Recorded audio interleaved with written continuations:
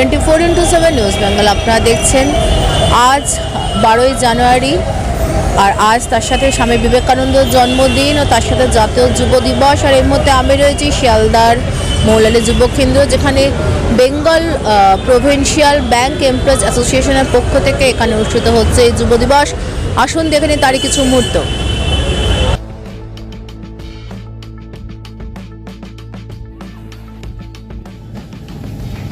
ভারতবর্ষের প্রেক্ষিতে আরো যদি দেখি যে বর্তমান যে সরকার কেন্দ্রে রয়েছে তাদের যে পলিটিক্যাল ফিলসফি,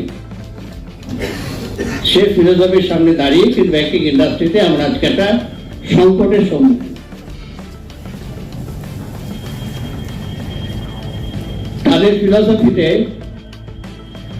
ন্যাশনালাইজেশন বলে কোনো বস্তু নেই।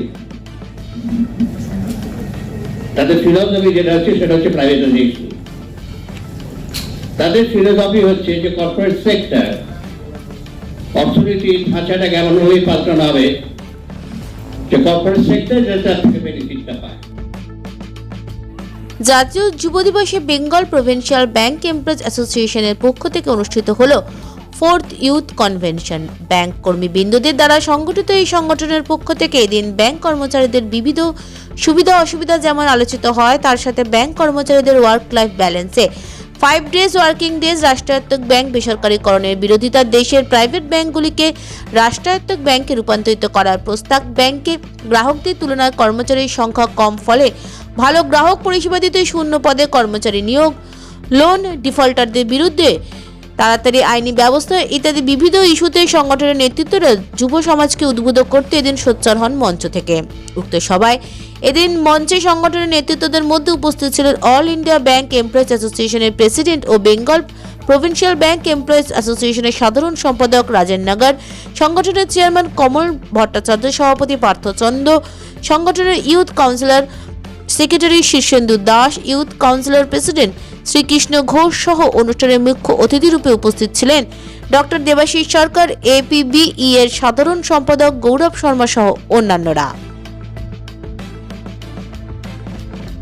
আমাদের দাবি হচ্ছে কর্মচারীরা যে চ্যালেঞ্জেসগুলোকে ফেস করছেন তাকে সংঘবদ্ধ হয়ে কি করে মোকাবিলা করা যায়, এটাই আমাদের মূল সমস্যা। যেরকম ধরুন এখন লেবার কোড এসছে, লেবার রাইটসগুলোকে শেষ করা হচ্ছে। এখানে ইউথ প্রিপেয়ার্ড হচ্ছে, তারা আলোচনা করছে, তারা আলোচনা করে রাস্তাটা দেখছে কি করে লড়াই করা যায়। এটাই আমাদের মূলত ব্যাংকিং ইন্ডাস্ট্রিতে যে সমস্যাগুলো আছে, ব্যাংকে প্রাইভেটাইজেশন করে দেওয়ার বিরুদ্ধে আমাদের লড়াই, লেবার কোড যেটা দিয়ে লেবার রাইটসগুলোকে শেষ করা হচ্ছে তার বিরুদ্ধে আমাদের লড়াই। এই লড়াইগুলোকে যাতে আরও বেশি এগিয়ে নেওয়া যাওয়া যায়, যার জন্যে ইউথ আমাদের পশ্চিমবাংলায় যে আমাদের মেম্বার আছেন ইউথ, তারা আজকে এখানে কনভেনশনে জড়ো হয়েছেন অ্যান্ড তারা এটাই আলোচনা করছেন আর আগামী দিনের পন্থাটা ঠিক করছেন। প্রাইভেটাইজেশনের বিরুদ্ধে লড়াই আমরা 1991 সাল থেকে করছি। এখন অবধি আমরা ঠেকিয়ে রেখেছি। পাবলিক সেক্টর ব্যাংকগুলোকে বাঁচিয়ে রাখার জন্য লড়াই আমরা চলছে। তার সাথে সাথে আমরা প্রাইভেট ব্যাংককে ন্যাশনালাইজ করার দাবিও করেছি।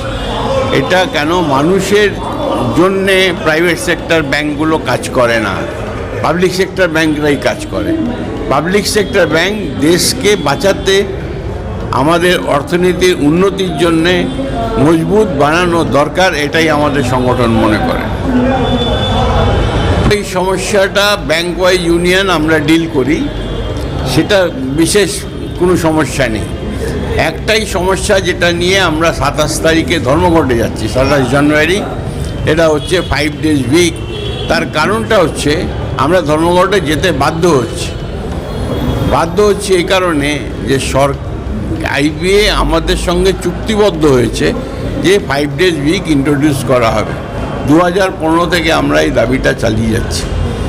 এবার বাইপার্টাইটে যেটা 8/3/2024 সই হয়েছে, সেই সইয়ের মধ্যে তারা এগ্রি করেছে যে আমরা 5 ডেজ উইক করব। কেন এত ওয়ার্কের প্রেশার, এত স্ট্রেস, রিক্রুটমেন্ট হচ্ছে না, সেই জন্যে কর্মচারীরা প্রচুর সমস্যায় আছে। অ্যাকচুয়ালি আমাদের প্রত্যেক বছরের নিয়ম অনুযায়ী প্রতি 3 বছর অন্তর অন্তর আমাদের বিপিবি এর কনফারেন্স হয়। বিপিবি হচ্ছে এআইবি এর একটা শাখা সংগঠন, মানে স্টেট বডি। তো এআইবি এর কনফারেন্স হওয়া মানে বিপিবি এর কনফারেন্স হওয়ার, এআইবি এর কনফারেন্স হওয়ার আগে যেমন বিপিবি এর কনফারেন্সটা হতে হবে, ঠিক তেমনি বিপিবি এর কনফারেন্সে বিপিবি এর যে পার্টগুলো রয়েছে, ডিস্ট্রিক্ট এবং ইউথ কাউন্সিল, ওমেন কাউন্সিল, এই উইংসগুলোরও কনফারেন্স করতে হয়। সেই কারণে আজকে আমাদের এই সভাটা রাখা হয়েছে এবং আমরা যেহেতু ইউথের একটা প্রোগ্রাম, তার জন্য আমরা আজকের এই ডেটটাকে বেছে নিয়েছি, স্বামী বিবেকানন্দের জন্মদিন, যেটা সারা দেশ জুড়ে আমরা ন্যাশনাল ইউথ ডে হিসেবে সেলিব্রেট করি। এই মানে এই ইউথ কনফারেন্সটা 3 বছর ধরে হয়, এটা 4th হচ্ছে আমাদের। তো এইটা থেকে মেন উদ্দেশ্য আমাদের হচ্ছে যারা নতুন প্রজন্মের ব্যাংক এমপ্লয়ি, এখন সবাই নতুন যারা ঢুকেছে, কারণ দীর্ঘদিন ব্যাংকে রিক্রুটমেন্ট হয়নি, 2014 বা 13-14 সময় থেকে আবার রিক্রুটমেন্ট শুরু হয়েছে।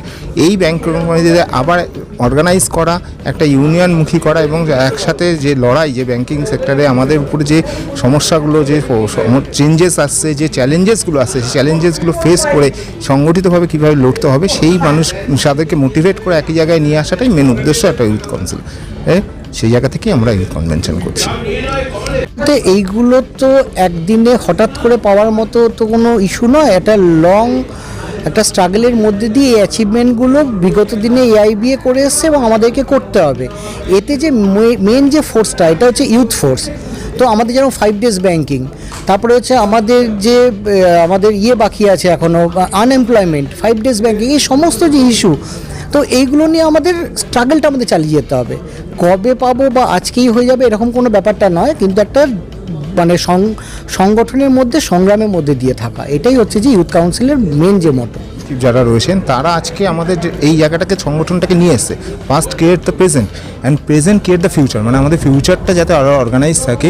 এবং সেই জায়গা থেকে আজকে এই আন্দোলন ইউথকে এগিয়ে নিয়ে আসার একটা চিন্তাভাবনা সংগঠনের তরফ থেকে আমরা রেখেছি, যে ফাইট ফর আওয়ার রাইটস এবং ফাইট ফর আওয়ার ফিউচার, যে আমরা আমাদের যে অধিকারগুলো আমরা পেয়েছি সেইগুলোকে রক্ষা করা যেমন আমার দায়িত্ব, এবং আমাদের ভবিষ্যতে যাতে আমাদের অধিকারগুলো সুরক্ষিত থাকে, ব্যাংক যাতে প্রাইভেটাইজ না হয়ে যায়, ন্যাশনালাইজ থাকে, সেই জায়গাগুলোও দেখার দায়িত্ব আমাদের দাবি রয়েছে।